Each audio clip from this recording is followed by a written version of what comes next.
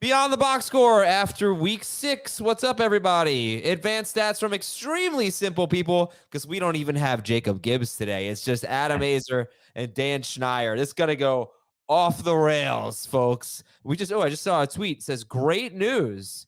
Bills running back Damian Harris has full movement in his extremities. And from what I'm told, it's a neck sprain and he's otherwise good. That's from Jordan Schultz. And that is great news. It was a scary scene in Buffalo last night. But thank God, Damian Harris is fine. Welcome, everybody. Hope your fantasy week went great. I'm Adam, and Dan's here. You know that. I already said that. Dan, what's going on? How's Fort Lauderdale? How are all those chain restaurants treating you?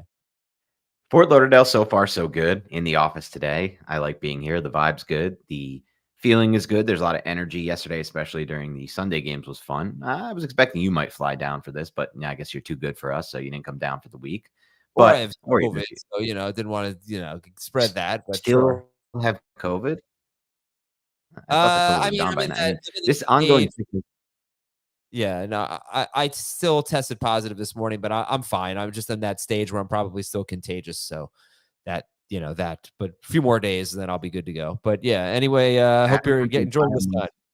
September and October sick, but yeah, basically. Okay. Yeah.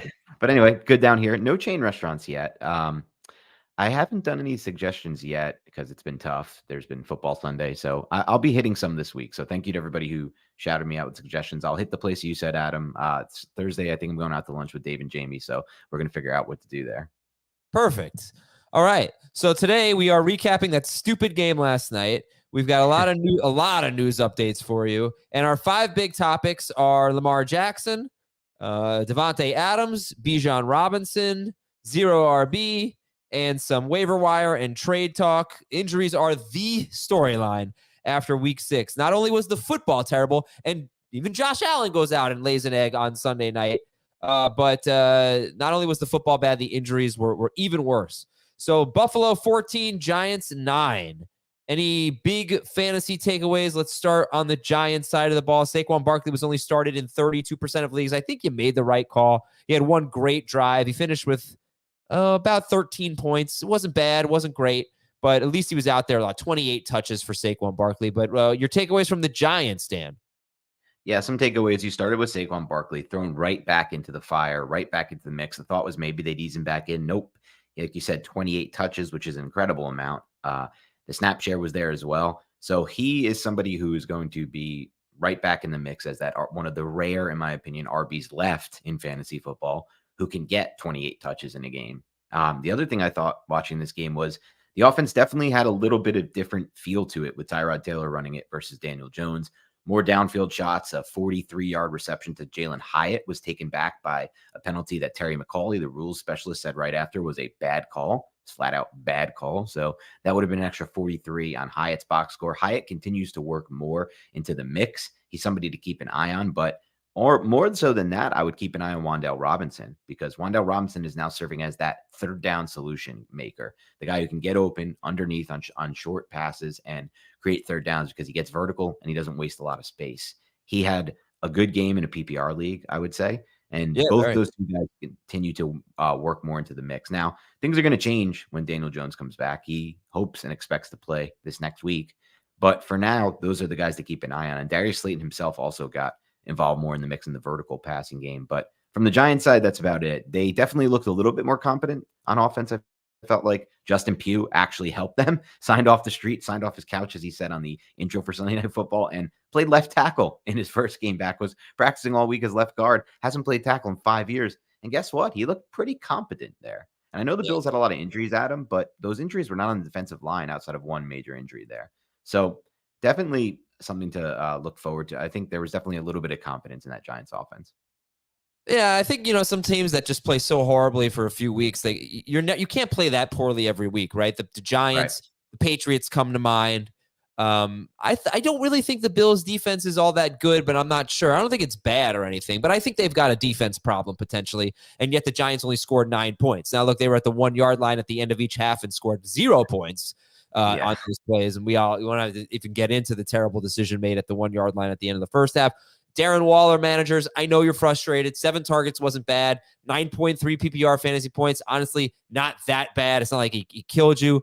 And clearly a pass interference on the last play. If, look at the still images. I'm not going to pout about it or anything, but just from a fantasy standpoint, he could have had a touchdown on that last play. It didn't happen. They didn't make the call. This is a bad offense. I think the more Wan'Dale Robinson gets involved, if Jalen Hyatt continues to get involved, Jalen Hyatt played a lot in this game. He played season high 73% of the snaps. None of that is necessarily good for Waller unless they just have a better offense and can move the ball more consistently. Hopefully we get Andrew Thomas back for the Giants soon, but the Giants are the Giants. They have one must-start player. I guess Waller, I still consider Waller, I don't know. I consider him a tight end that's better than most streamers. It's just philosophical. Oh, we're going to start Logan Thomas and Cole Kmet over Darren Waller? Just start Waller, I think. Don't waste another roster spot on a tight end. On the Bills side of the ball, you just hope Josh Allen is okay.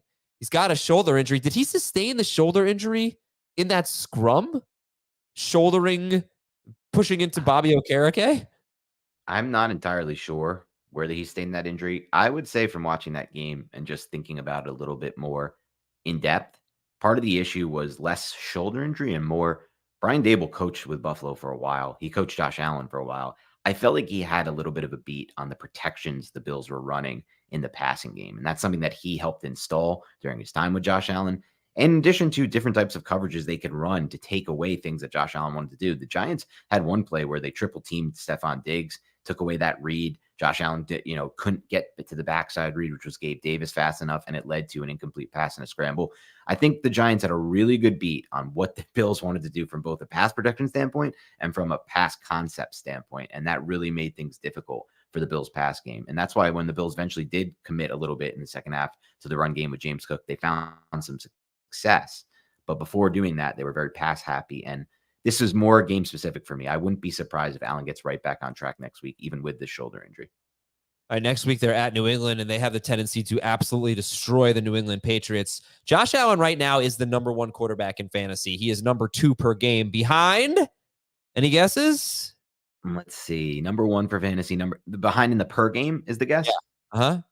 Oh, it's got to be somebody who's injured then and hasn't played all the games. Or had a bye. Or a bye. Justin Herbert.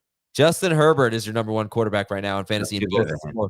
4 and 6 point. And Allen, look, he's playing great. You don't really have to worry about him unless there's some shoulder issue here. But we heard he was going to run less. He is running less. He's on pace for 371 rushing yards. That's, 40% maybe of what we would expect from him. Maybe more like 60%, I guess, of what we would expect from him. He didn't call a single design run for him either, especially when you look at kind of the contrast between Lamar Jackson, we're going to talk about a little bit. A lot of design runs in the red zone and design runs on third down, zone reads where he has the option to keep it. Didn't see that at all with Josh Allen in this game. And I haven't watched a ton of Josh Allen tape, but I'm not so sure that's a part of their red zone package this year or their third down package, which is definitely an issue for him fantasy-wise.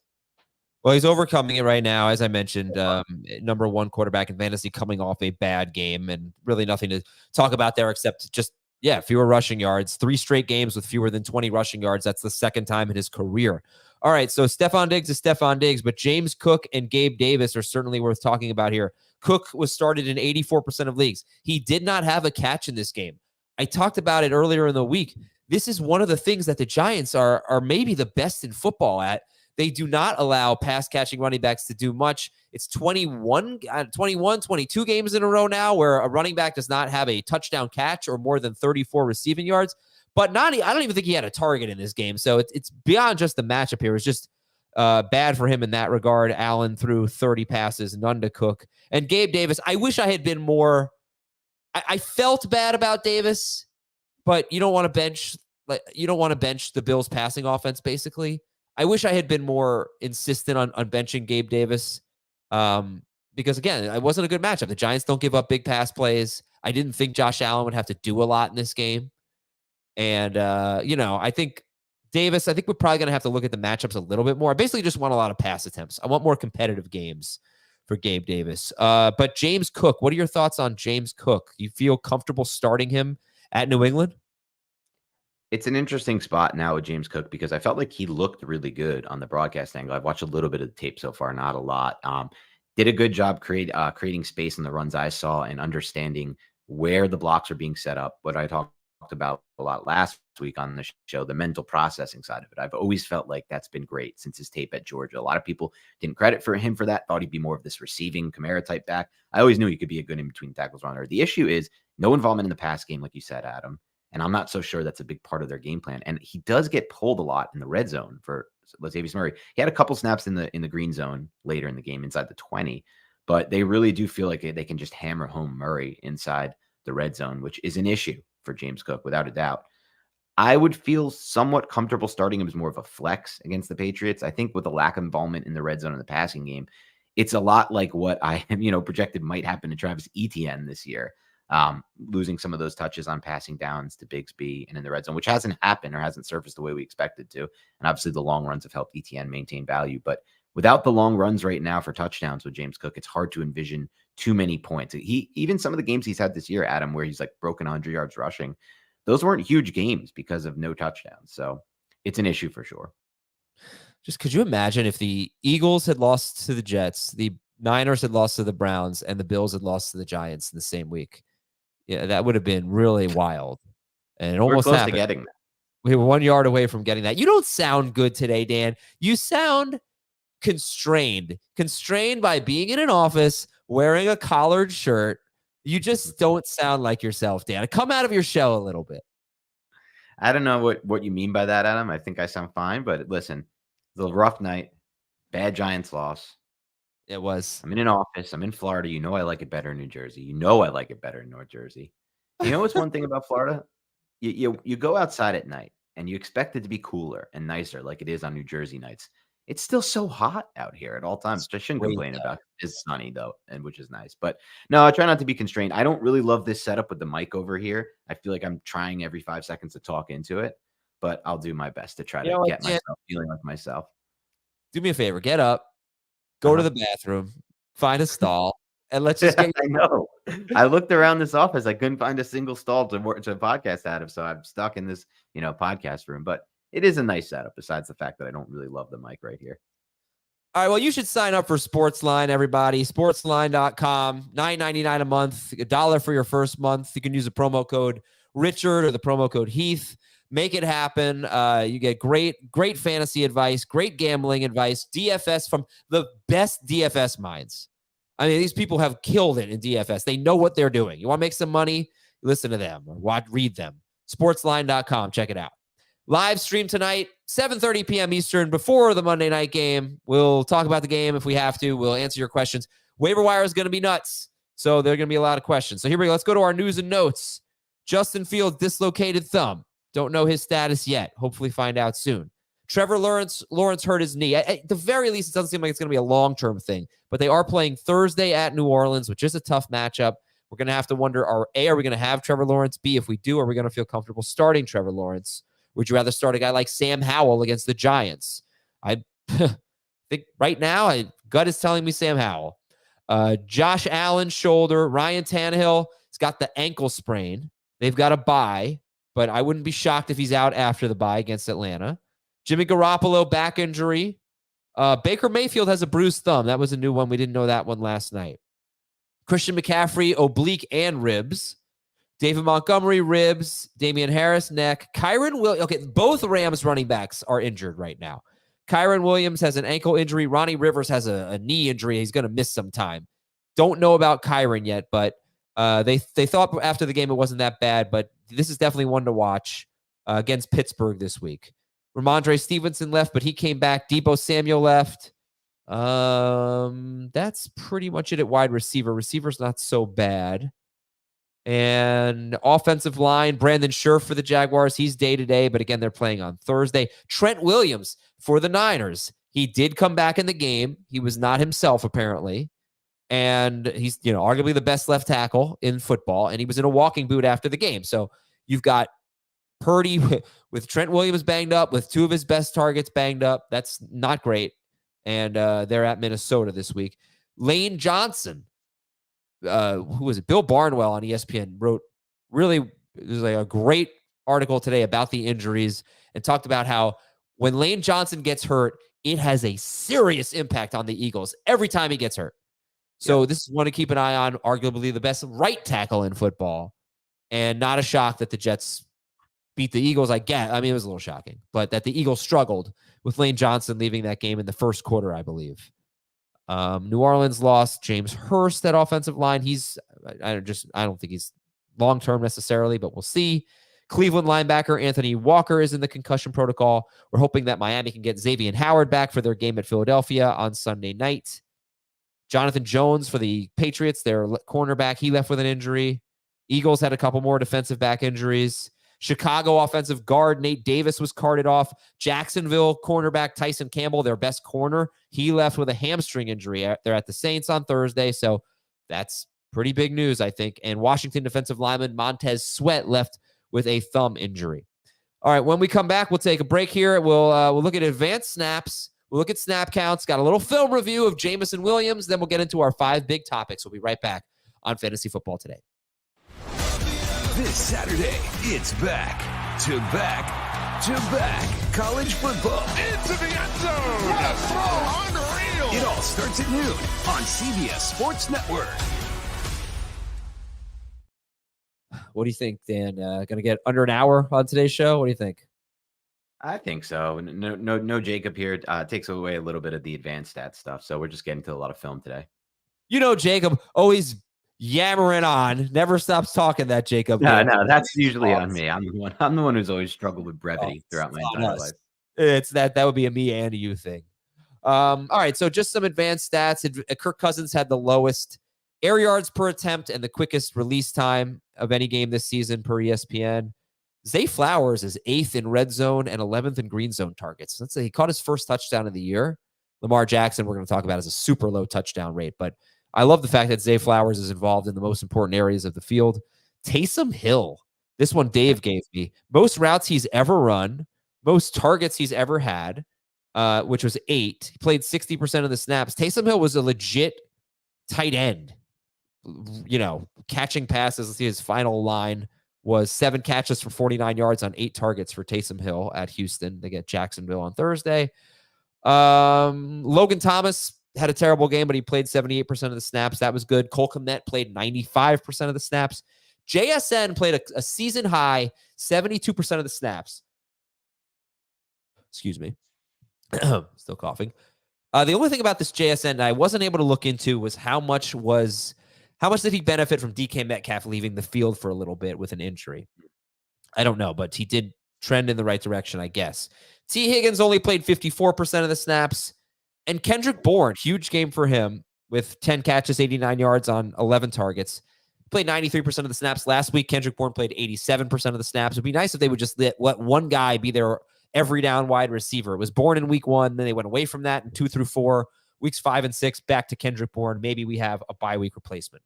Dan, you looked at Jameson Williams on film, who did basically nothing, but he caught a 50-ish yard touchdown. It was a big play for him. It was a big play for Goff. What did you see from Jameson Williams? I saw a lot that I liked. So I'm going to start with, for those who are paying attention and want to watch on NFL, if you have game film, if you signed up for NFL, Plus and got that, go ahead. So the filthy double move he ran with 38 seconds left in the second quarter, I just thought it was awesome to watch how far the cornerback was playing off him in coverage. The ball didn't come his way, but he looked so smooth, fast, and fluid running routes. He ran a deep post on 3rd and 13 with 10:44 left in the third quarter. He ran a comeback on 2nd and 9. This was the best route he ran of the game by far. Comeback on 2nd and 9 with 3:53 left in the third quarter. It showed the separation he can create purely out of respect for the defense. The corner's playing so far off the ball, he's open for what feels like forever on this play. He ran a deep vert up the left sideline, stopped on a dime. This was 3:36 left in the third quarter, a few plays later. Full 5 yards of separation from the DB. This time, Goff threw the ball to him. Low throw, bad throw from Goff. Should have been another 20 yards on his stat sheet. 2 plays later, the touchdown, glided down the field, made it look so effortless. Did a great job, in my opinion, adjusting to the football. Had to flip his hips twice and then made the catch for the touchdown.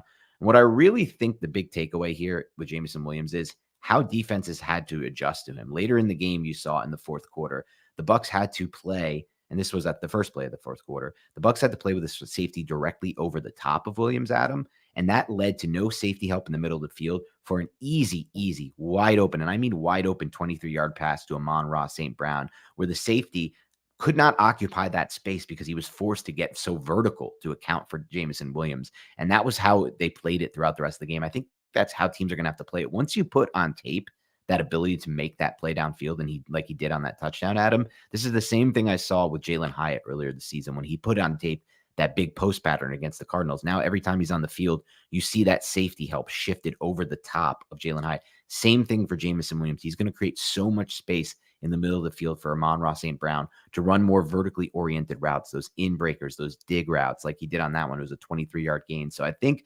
Williams' emergence should really help Amon-Ra St. Brown moving forward. And if Goff can get him the ball, it's going to help Jameson Williams. I mean, Williams was open a lot in this game, Adam. He runs the vertical route tree great, but then has that ability to stop on a dime.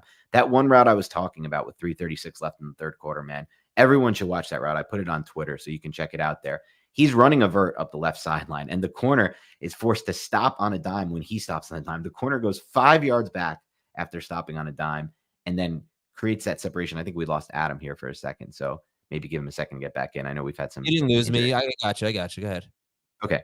Had some internet issues earlier, but yeah, stops on a dime and is just able to create that 5 yards of separation. Goff misses him with a low throw. Should have been 20 yards, like I said. But I'm excited about what Williams can add to this offense for Amon-Ra St. Brown. And I think he's going to be a big play player who maybe not the most consistent player on a weekly basis, but somebody who can give you spark weeks.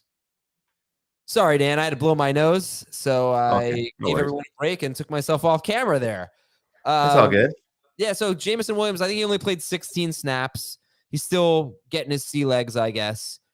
He played 16 snaps. Amon-Ra St. Brown, for example, played 64 snaps. So it wasn't a lot for Jameson Williams, but keep making some progress there. Make some plays. That's going to rise, by the way, Adam. Like, they have to get him on the field. The offense looks so much better with the space that he creates. This is what I've always said about these deep receivers. I'm sorry to cut you off, but it's so important schematically to get these guys on the field because of the space they create in the middle of the field for other players. Yeah. Keep going. I mean, I hope he can give us a level of consistency. 82% roster, Jameson Williams, 9% started. But what Dan said should give you reason to hold on to him right now. They're at Baltimore. Big game next week, Lions at Ravens.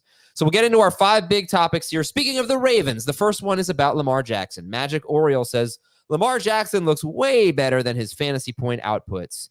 I would agree with that for sure. He is currently the number 6 QB in 4-point, number 10 in 6-point. On a per-game basis, he's 7th and 11th in 4 and 6-point per passing touchdown leagues, respectively. The last 2 games have been a little rough for him because of 2 things. In week 5, it was the drops. In week 6, look at this. They were in the red zone 4 times and settled for field goals. On 2 of those drives, they were inside the 2-yard line and settled for field goals. So it's just been, I think, a little bit of bad luck. The question is, could we have been saying this about Lamar Jackson each of the past 2 years where, you get these huge games, then you get a lot of bad games or disappointing games. He's just unlucky.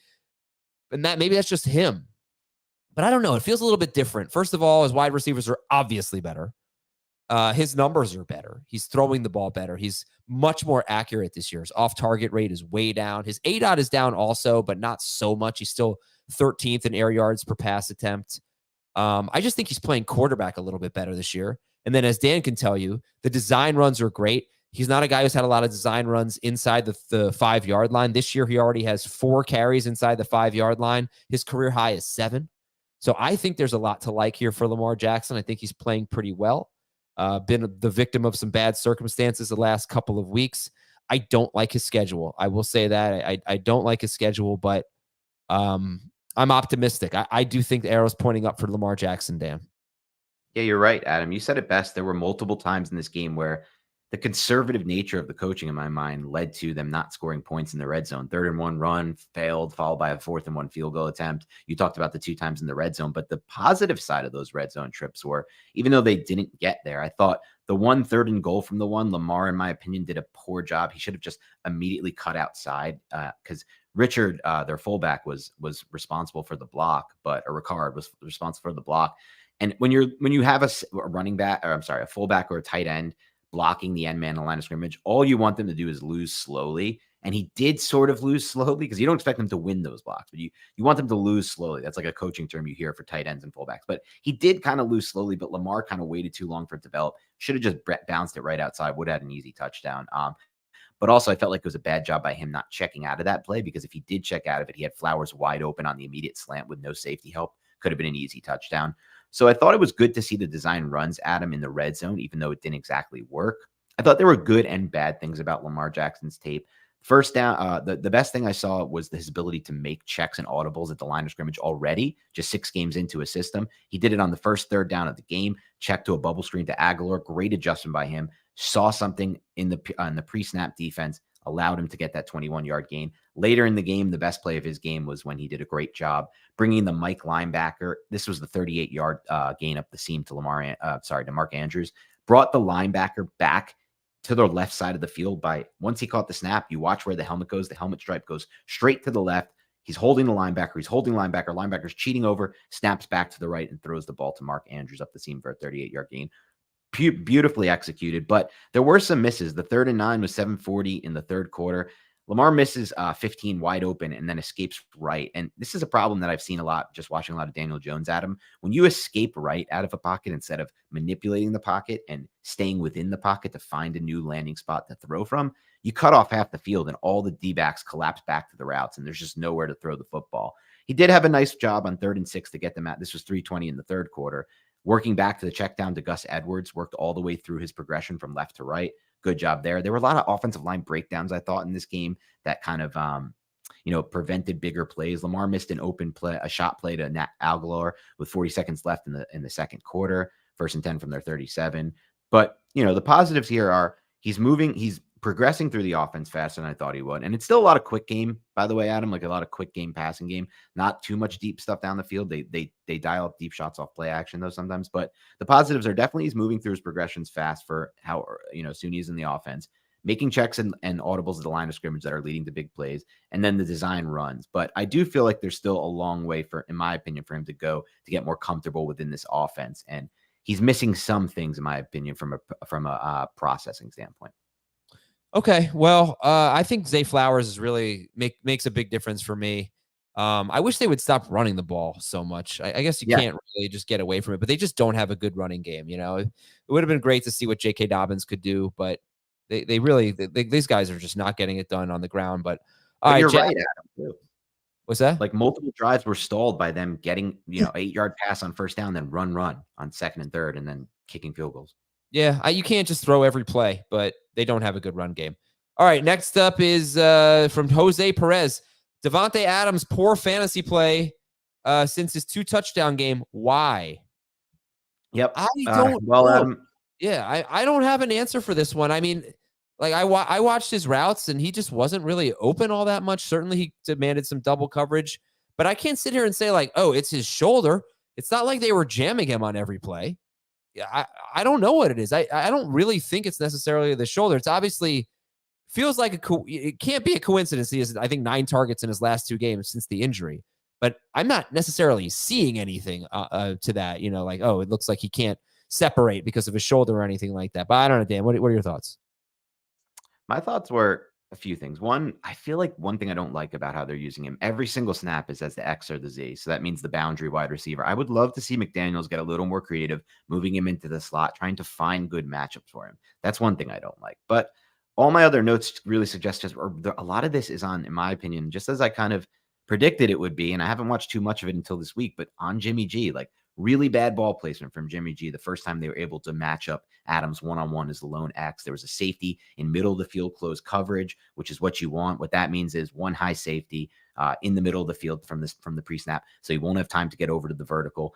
Adams beats his man, but the ball's way out of bounds, not even catchable. 3rd and 11, they run later in the game, a 3rd and 11, 0 blitz from the Patriots, which gives Adams an easy one-on-one against the post. But guess what? The QB has his eyes. This is what happens with Jimmy G all the time. And it's fine. Like on this play, he hit the drag and it was dropped. It would have been a first down. But the point is Jimmy G's eyes, like there's a wide open post against a cover 0 blitz, which means no safety help over the top.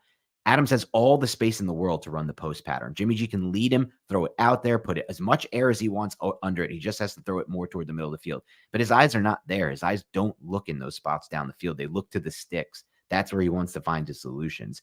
Then I saw him finally motion late in the first quarter, which was great. Motion left to right, gives him man coverage. He by putting him in motion, he can confirm man coverage pre-snap.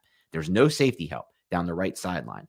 Jimmy's eyes just don't go there, though. Like, Adams had at least 2 steps on that one. And then later in the game, Jimmy finally goes to Adams with horrible ball placement behind him, and the interception almost got Adams killed on that one. That was a terrible a terrible read by Jimmy, terrible ball placement, led him right into the defender. He made his mind up pre-snap. I think a big issue here is that Jimmy's eyes don't go down the field.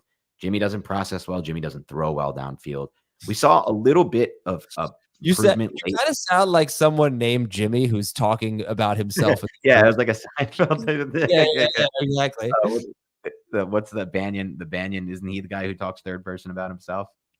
Or was it not Banyan? Was it the soup in the suit guy, or was it somebody else? I don't remember. I don't know. You're the Seinfeld guy. No, it's Jimmy. It is Jimmy, right? Yeah, it's Jimmy. That's why he probably so it's Jimmy, actually. Yeah, Jimmy talks about Jimmy. But yeah, then finally late in the game when Hoyer came in, I thought Hoyer did a great job of throwing to a second window on a deep dig to Adams to find Adams. I got to be honest, I think just with Jimmy G, it's going to be a bad year for Adams. This is what I predicted. I know he had some touchdowns early on, but this is just not the offense for him, and it's not the quarterback for him. All right, well, it's not going to be the quarterback for him this week, perhaps, because Jimmy Garoppolo did leave with the injury and Brian Hoyer came in. I think if you just look at the full season, I'm on his stats page right now. Advanced stats, air yards, slot percentage. I didn't notice that. So good call by Dan there. He is in the slot a lot less than he usually is. So last year, 21%. This year, 11.6%. The years before that, 29.7%, 26.3%. But playing in the slot a lot less. So maybe he can get there. But everything looks pretty good. You just have to really focus, though, on the last 2 games, which have been bad. And I'll say this about Davante Adams, right? Last year, weeks 2 and 3, his second and third games with the Raiders, he had 12 yards and a touchdown and 36 yards and a touchdown.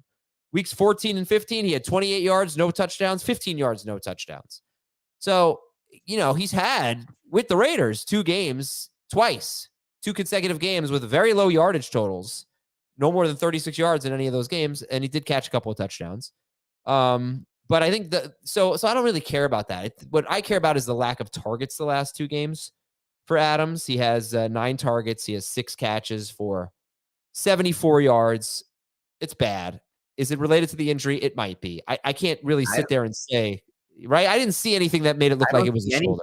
I thought he won on his vertical routes. The left sideline one, I said. But it's not. It's the thing. It's like he's not just. It shouldn't just be the vertical routes. I mean, the guy should be able to get open underneath. The guy should be able to get open. It's what he does. He is. They don't really use him like that. They're using him on a lot of vertical routes as the lone X. Like you said, not a lot of slot snaps, not a lot of easy matchups for him.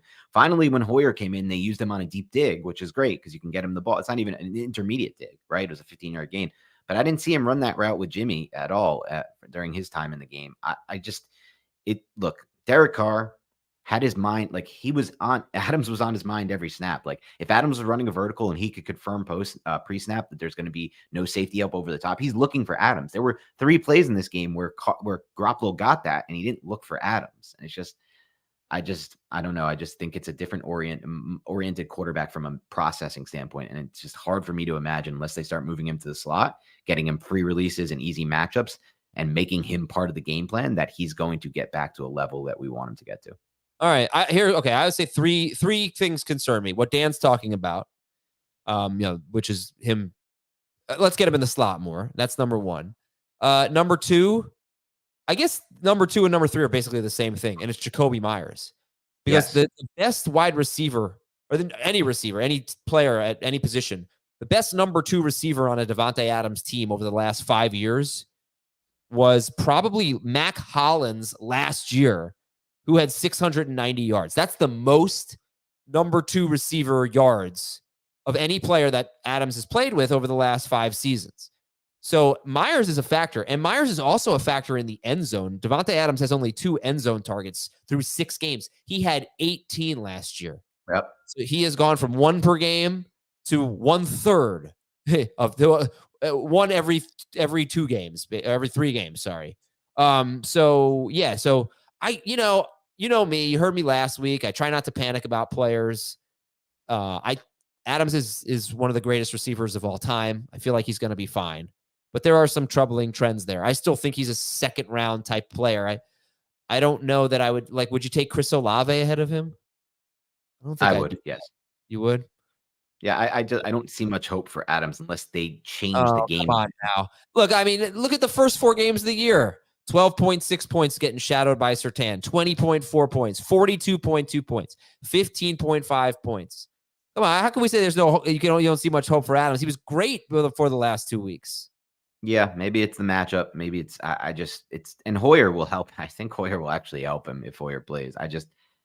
I don't know. It just doesn't seem like the connection is there with Jimmy Garoppolo, especially in the red. You bring up those red zone stats.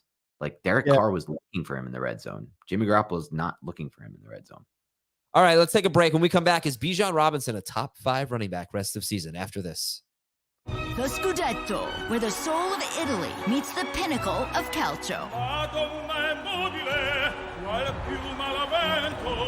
Catch Serie A on CBS Sports Network and streaming live on Paramount+. Shania, we got a chance at 50 minutes today, a chance. This one is from Jovan. Is Bijan Robinson a top 5 running back rest of season? So far, he is 12th in non-PPR, 10th in half, 8th in full PPR. And Bijan Robinson per game is 15th in non and 13th in both half and full PPR. He has 2 touchdowns this year. Only Alexander Madison has more carries than Bijan Robinson without a touchdown, a rushing touchdown. So, Dan, is Bijan Robinson a top 5 running back rest of season? You know, I was thinking about this when we were going into the show, like where I was going to land on this. And I was just looking at the running back landscape and how bad it is right now. And I think a case can be made that he could be in that mix, but it relies on some things that we're not seeing yet. And I'm sure you might have the stats to back this up, Adam, but we're still not seeing, in my opinion, the running back touches share I want out of Bijan Robinson. Yes, they've done a good job getting involved as a receiver, but at the same time, they've also expanded the receiving palette for Drake London in recent weeks, and he's become a key cog. And they've designed what I think has been the biggest reason for their success in the pass game over the last 2 weeks. And as an offense, and we've seen Desmond Ridder now get 300 yards passing in back-to-back games, 300 plus in back-to-back games, is the 2-man routes they're running on the vertical tree with Kyle Pitts and Drake London. That's not something that really Bijan is involved in. So I almost feel like that role is not this. It was better almost in week 1 than where it's at now. So it's tough given the landscape at running back. We have so few players who are consistent on a week-to-week basis, Adam, and so few healthy players who are consistent on a week-to-week basis. It's tough for me to put him maybe in that mix, but I think he's definitely borderline. I just like to see more of a share from him in the run game and less, Tyler Algier. Oh, I think everybody wants to see less Tyler Algier. I don't know that we're going to get that. You still have 80 carries through 5 games for Bijan Robinson. It's not so bad. You're getting 5 yards per carry. He's not the goal line guy. It looks like that's mostly going to be Algier. But the best thing about Bijan, the reason why I think he can be a top 5 running back in full PPR especially, he has run the second most routes among running backs. Only Kyron Williams has run more. He leads. This is surprising to me. Bijan Robinson leads all running backs in catches. He has the 3rd highest target share of any running back. Only Jacobs and McCaffrey have higher target shares. I don't think he's going to lead all running backs in catches because I think Eckler and Kamara will have more than him. But he's next, I think. I mean, he's like kind of in the McCaffrey range. He's not going to have 100 catches or anything, but I mean, what's he on pace for? I didn't do that. Let's see. Yeah, there's so little involvement with running backs around the NFL and pass games that his involvement still is, like you said, one of the best in the NFL. Well, he's on pace for 74 catches, so that's going to put him in the top 5 range. Also, he's amazing. He's going to make incredible plays throughout the year, and maybe they'll just give him more work as the season goes on. But Algier is definitely hurting his upside. I don't think Bijan can have an RB1 season, like the RB1 season. Yes. But I did not expect a 73, 74 catch pace. That's phenomenal. So I think that works more to raise his floor rather than his ceiling. Yeah. But I mean, eventually he's going to score some rushing touchdowns, right? He's just so good. What? I said, you hope. Yeah. You hope, Yo, what's up, man? All right. Well, it brings us to our next category here for our next big topic from Rui Mauricio. is zero RB the stronger than ever? And quick answer right now is yes, because if you look at the top 12 running backs per game in full PPR, 6 of them were drafted in round 7 or later. That's crazy. And then Kamara was drafted in like round 6, basically. He was just outside the top 60. So, yeah, you want to hear the top 12 per game? You have a guy who played one game, Eckler. Achane is 2. McCaffrey, Mostert, 2 Dolphins running backs from the top 4 per game. Zach Moss is 5. Kamara, Etienne, Kyron Williams, Ken Walker, David Montgomery, Saquon Barkley, DeAndre Swift. This is, without question, the zero RB year, Dan. What do you make of it? Yeah, I mean, it's helpful for players like me in fantasy who are just zero RB almost every year. I mean, I don't mind a hero RB build if I get the right spot and I could get the right guy, if I have an early snake pick or if I make the commitment in an auction, which I don't typically do at that position. But this is part of what we've talked about in the past, Adam. I think the biggest factor here is the thing that you laughed at one point, but you won't probably be laughing at today, but the anti-fragility factor. Because Dan, that's the whole reason. I cannot laugh at something that I still don't understand. We've explained it to you too many times. We're not going to explain it to you again. Go back and listen to the 4 other episodes where we explained to you what it was. But in a nutshell, for those maybe listening for the first time, it's the idea that you're not investing so heavily in the running back position because there is that fragility factor, that factor of the injuries that play such a big role at this position. And yes, there's injuries at receiver and quarterback, more than we've seen at quarterback lately, but still nothing on the level of running backs. And we also see situations like Buffalo where you're not even getting a running back who is their RB1 who's been healthy, but not even involved in the passing game enough, not involved in the red zone enough. There's just so few teams that have these workhorses anymore. And even on those teams that have the workhorses, if you're investing in them, you might get a 3-week injury like Saquon Barkley or a 3-week injury like Austin Eckler. It's just too high of an injury factor at this position to invest your best in assets. And you only get so many top assets in a draft every year, whether it be auction or snake. And it's just becoming harder and harder to win when you invest in that position because, yeah, you can get lucky and somebody could be not injured the whole year at that position. But man, now Christian McCaffrey dealing with an oblique injury, Adam, I don't know what that's going to be for him. He tried to come back in the game, then couldn't gut it out. I know in baseball, in fantasy baseball, oblique injuries are like the death sentence. I don't know if it's the same for football, but they're extremely tricky in baseball. They're re-aggravate all the time. So, I mean, it's hard for me to ever get back on board with a running back build or a, robust running back build, as they call it, because that fragility factor will be there throughout the rest of time. I feel like I only did RB in one league, and it was Barkley and Pollard, I want to say. Yeah, I remember that team you had. And that was Pollard. Yeah, and that team's Barkley I took 10th, and Pollard I took 15th. And how are we doing in this league? This is the FFT Open League. I'm 3-2, but I'm about to be 3-3. But I have Ken Walker and DeAndre Swift on this team, so I'm just happen to be loaded at running back. Look, we looked at the running back landscape this year I think we kind of nailed it. I mean, it was a deeper position. There was a lot of value in the mid rounds. The fact that Achane has just been as good as that we didn't see coming, but I'm not really surprised by DeAndre Swift at all. Or Montgomery. I'm not surprised at all by David Montgomery. Obviously now he's injured, but that's how. I'm not really that surprised either, as you hear all the things I say about Montgomery, but you can go check the tape. I always said he had good fantasy value as a 7th round pick. Obviously Zach Moss is a surprise. There are going to be surprises, but I'm not, I was drafting Raheem Mostert, pretty lucky that Raheem Mostert Jeff Wilson got hurt maybe like during one of our drafts. And I took Mostert pretty high and probably raised some eyebrows at the time, but I'm not super surprised. I'm surprised at just how good the Dolphins offense has been. I'm not surprised that Mostert is a must-start running back. Didn't think he'd be 4th per game. So there was a lot of talent, a lot of really talented running backs who had good track records, at least like on a per carry basis, like DeAndre Swift, Raheem Mostert, that you could get late. Now, the question is, how many of them do we buy? Because I look at the guys, I told you that the late round running backs or the free agent running backs that are in the top 12 per game. Achane's 2, Mostert's 4, Moss 5, Kyron 8, Montgomery 10, Swift 12 per game. Look at the guys who are right behind them. You've got Bijan, Pollard, Jacobs, Aaron Jones.